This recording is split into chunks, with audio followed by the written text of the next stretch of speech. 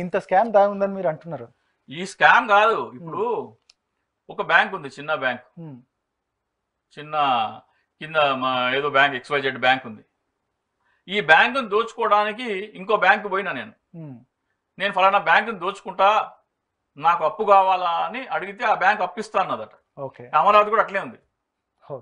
ఈ 5 లక్షల కోట్ల దోపిడీ చేయడానికి ప్రపంచ బ్యాంకు 15,000 కోట్ల రుణం ఇస్తుంది. మన దేశం ఎట్లా నడుస్తుందో చూడండి.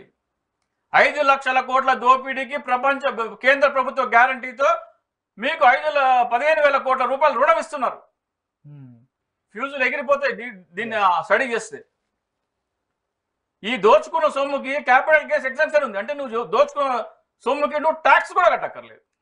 ఫ్యూజులు ఎగిరిపోతున్నాయి. రైట్ అండి. ఇక ఇంకొకటి అప్పటి నుండి నేను అబ్జర్వ్ చేస్తా ఉన్నాను, ఆ బ్యాడ్జ్ ఏంది అసలు? ఈ బ్యాడ్జ్ ఏంటంటే ఆంధ్రప్రదేశ్ రాష్ట్రం విభజనప్పుడు ఆంధ్రప్రదేశ్కి కేంద్ర ప్రభుత్వం ఒక హామీ ఇచ్చింది. కాంగ్రెస్ ప్రభుత్వం పరిశ్రమలన్నీ హైదరాబాద్ చుట్టూ తెలంగాణలో ఉండిపోతున్నాయి కాబట్టి, ఆంధ్రప్రదేశ్లో పరిశ్రమలు లేవు కాబట్టి, ఆంధ్రప్రదేశ్లో పరిశ్రమలు ఏర్పడాలంటే పారిశ్రామికవేత్తలను ఆకర్షించాలి. పారిశ్రామికవేత్తలు వాళ్ళు ఎందుకు పెడతారు? ఏ చెన్నైలోనో ముంబైలోనో తెలంగాణలో పెట్టాలనుకున్నప్పుడు ఆంధ్రప్రదేశ్ ఎందుకు వచ్చి పెడతారు?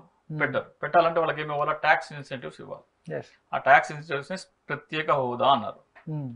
ఆ ప్రత్యేక హోదా ఇవ్వడం వలన ఇతర రాష్ట్రాల్లో పరిశ్రమలు పెట్టాలనుకున్న వాళ్ళు వచ్చి ఆంధ్రప్రదేశ్ లో పరిశ్రమలు పెడితే ఆంధ్రప్రదేశ్ యువతకి ఉద్యోగ ఉపాధి అవకాశాలు వేగంగా కలుగుతాయి అనేది మెయిన్ ఇంటెన్షన్. కాంగ్రెస్ ప్రభుత్వం 5 సంవత్సరాలు ప్రతిపాదిస్తే భారతీయ జనతా పార్టీ నరేంద్ర మోడీ వచ్చి వాళ్ళు 5 ఇస్తాను, నేను 10 ఇస్తా అని చెప్పి పోయినాక 2 సంవత్సరాలు అయినాక ఆయన అసలు రంగు బయట పెట్టినాడు. ఇచ్చేది లేదన్నాడు. ఎందుకు ఇచ్చేది లేదంటే ఇతర రాష్ట్రాలు అభ్యంతరాలు చెప్తున్నాయి అన్నాడు. ఇతర రాష్ట్రాలని ప్రజల మనోభావాలకి, ప్రజల ఆకాంక్షలకి వ్యతిరేకంగా రాష్ట్ర విభజన జరగలేదు.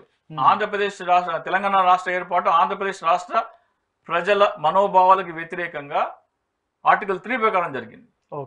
సో ఆంధ్రప్రదేశ్కి నష్టం చేకూర్చిన చట్టం అది. ఈ ప్రత్యేక హోదా అనేది నష్టపరిహారం. ఆంధ్రప్రదేశ్కి ఉద్యోగ ఉపాధి వ్యాపార అవకాశాలన్నీ తెలంగాణలో ఉండిపోయినాయి కాబట్టి, ఆంధ్రప్రదేశ్ నష్టపోయింది కాబట్టి, ఆ పరిశ్రమల ఏర్పాటు అంతా మొత్తం మళ్ళీ ఆంధ్రప్రదేశ్లో జరగాలంటే ట్యాక్స్ ఇన్సెంటివ్ అంటే ప్రత్యేక హోదా ఇస్తేనే సాధ్యం కాబట్టి ఇస్తాన్న నష్టపరిహారము. ఒక విధంగా ఒక మనిషి చనిపోతే అతనికి ఇన్సూరెన్స్ పాలసీ చేసుకుంటే, ₹1 కోటి ఇన్సూరెన్స్ పాలసీ చేసుకున్న ఒక వ్యక్తి అతను చనిపోయినాడు. చనిపోతే అతనికి ఇవ్వాల్సిన పాలసీ ఇవ్వక్కర్లేదు అంటున్నారు. మీ చుట్టాలను అడిగి తెచ్చుకో, నీ బతుకు నువ్వే బతుకున్నట్టుంది. సో అది ప్రజలకి అది అర్థం కావట్లేదు. అయితే నేను 10 సంవత్సరాలు అయినా సరే నేను మాత్రం అడుగుతూనే ఉంటా. ఏ పనిలో ఉన్నా కానీ నాకు ప్రత్యేక హోదా కావాలనేది నా ఆకాంక్ష. అది నేను ఏ పనిలో ఉన్న బ్యాడ్జ్ పెట్టుకున్నాను అనుకోండి, ఇప్పుడు నేను మీతో మా ఇంటర్వ్యూ ఇస్తున్నాను, కానీ ప్రత్యేక హోదా కావాలి అనేది బ్యాడ్జ్ మాట్లాడుతుంది. ఈ కార్యాచరణ 5 కోట్ల మంది చేస్తే ఖచ్చితంగా ఆంధ్రప్రదేశ్కి ప్రత్యేక హోదా వస్తుంది. ఈ 5 కోట్ల మంది బ్యాడ్జీలు పెట్టుకున్నారంటే నువ్వు నాకు ప్రత్యేక హోదా ఇవ్వకపోతే నేను నీకు ఓటు వేయననే వార్నింగ్ ఇది. ఏంటంటే నువ్వు నాకు ప్రత్యేక హోదా ఇవ్వకపోతే నేను నీకు ఓటు వేయను అనే వార్నింగ్ ఇది. ఇది 5 కోట్ల మంది పెట్టుకుంటే ఎవరికి ఓటు రావు. ఉద్యమం అవుతుంది. అదొక సింప్లిఫైడ్ మౌన ఉద్యమం అనమాట. థ్యాంక్ యూ అండి. నిజంగా అంటే మీరు అన్నట్టుగా ప్రత్యేక హోదాకు సంబంధించి ఒక ఉద్యమం లాగానే చేస్తున్నారు అనేది అర్థమైపోతుంది. సరే, మొత్తానికి ప్రత్యేక హోదా విషయానికి సంబంధించి ఖచ్చితంగా కేంద్ర ప్రభుత్వం ఇచ్చిన మాటను నిలబెట్టుకోవాలంటున్నారు రాజశేఖర్ గారు.